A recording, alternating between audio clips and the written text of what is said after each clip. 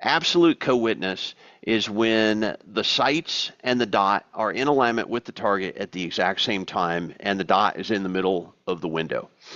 The downside of that, there's a couple. Number one is your iron sight's going to take up about half of the window.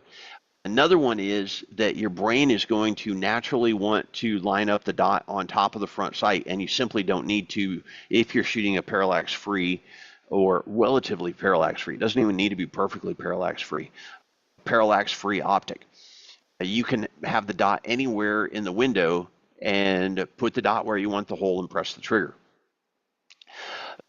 The lower we get the sights, the bigger our effective window, and the easier it is to separate out the dot from the iron sights and use them as two completely separate aiming systems rather than trying to use the irons to find the dot or thinking that they have to be used together.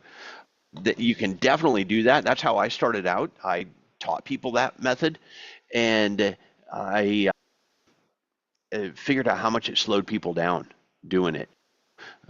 If we can get the irons lower, that is awesome. The second reason that we want to do it is because if we can keep factory sights on our pistol, then we can switch back and forth between guns that have factory sights and no optic and an optic. The aiming is going to be slightly different.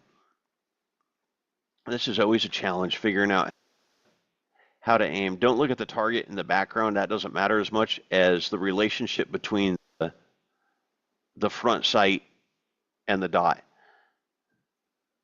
So with a low factory sight, when the dot is in the middle of the window, the relationship between the front sight and the rear sight is a little bit different than what you'd have normally.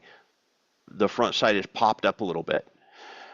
If we go down to a traditional iron sight hold, we can still see the dot, but it's at the very bottom of the window.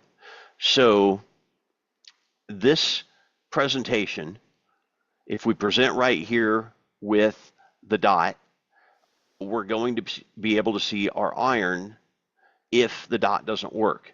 If we are using irons, we're going to get this picture also, and we just hold a little bit low. And it's not that much lower. It's about 6 inches at 25 yards. So for most people, that same presentation, even if the front sight is higher than the rear sight, is going to get them the hits that they need. And that will allow you to go back and forth between irons and a red dot.